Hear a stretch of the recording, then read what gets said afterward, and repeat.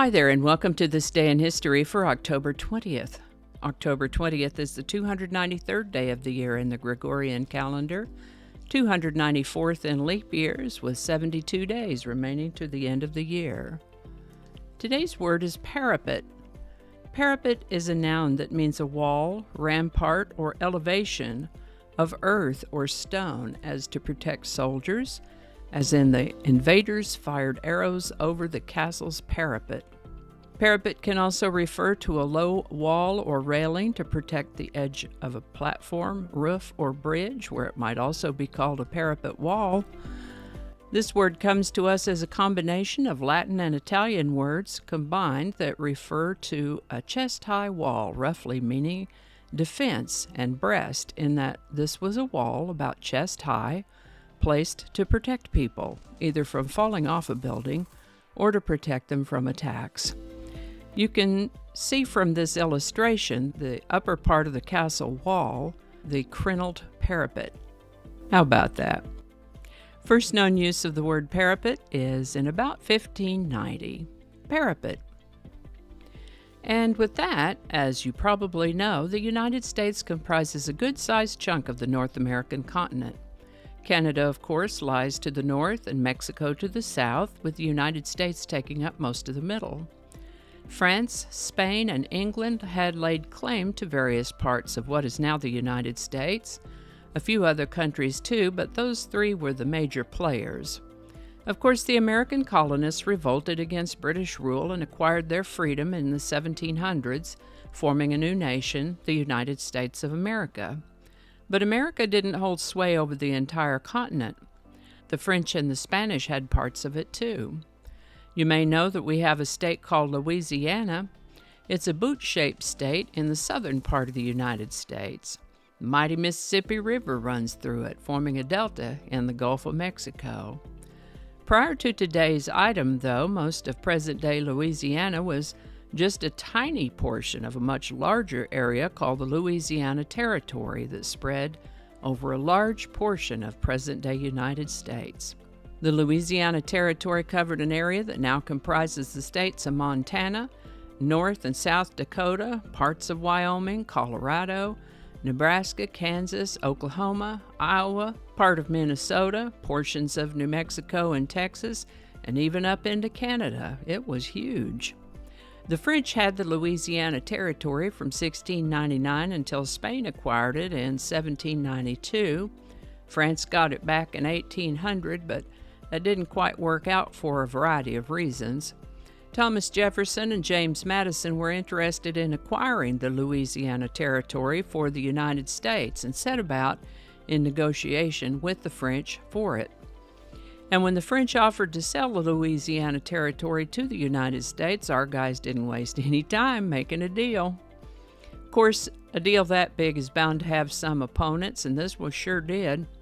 But Jefferson and Madison managed to talk Congress into it. $15 million for the purchase, which breaks down to about $18 per square mile. This would effectively double the size of the United States and give us control over the waterways of the Mississippi River. And so it is that on October 20th, 1803, the United States Senate ratified the Louisiana Purchase.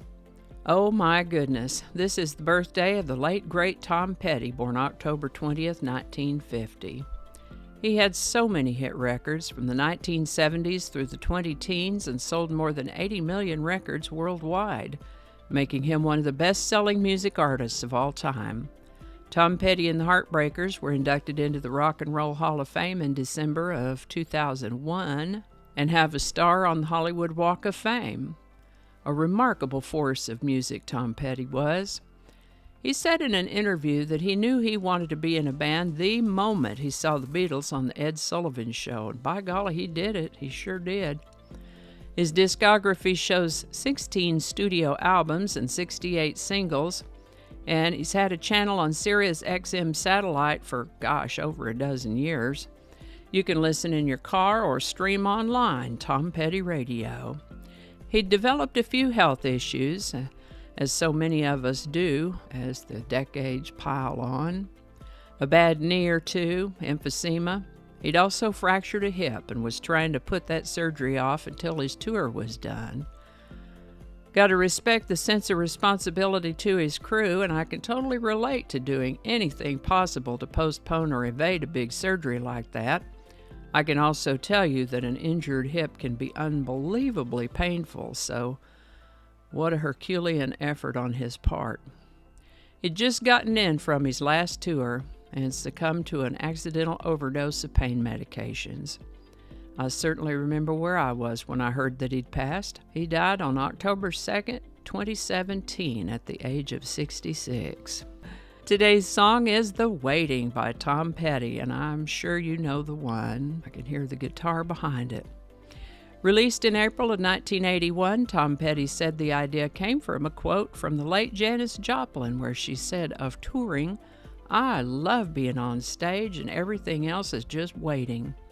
He said the concept might have come up elsewhere, but that's where he remembered the idea from, that Janis Joplin quote. I imagine that's right, especially for someone who loved doing what he did as much as he did. The Waiting has many references in popular culture: The Simpsons, The Office, several sports, and it's also been covered by other artists. Great song, The Waiting by Tom Petty and the Heartbreakers. As always, there is a link in the description. And I think that's going to do it for us today. Thank you so much for watching. Consider subscribing if you haven't already. Feel free to share this video with the link in your email, messaging, or social media. If you enjoy this series, you can check out the playlist that contains these videos. I'll put a link to that in the description. That description lives on YouTube, so for other platforms, I'll include a link to my blog page called No Really. You can also find me on Rumble, BitChute, and Odyssey. All those links in that description. Alrighty, that's all I can think of right now. Thanks again, and I'll see you next time. Alrighty, back to work. I think we got it this time.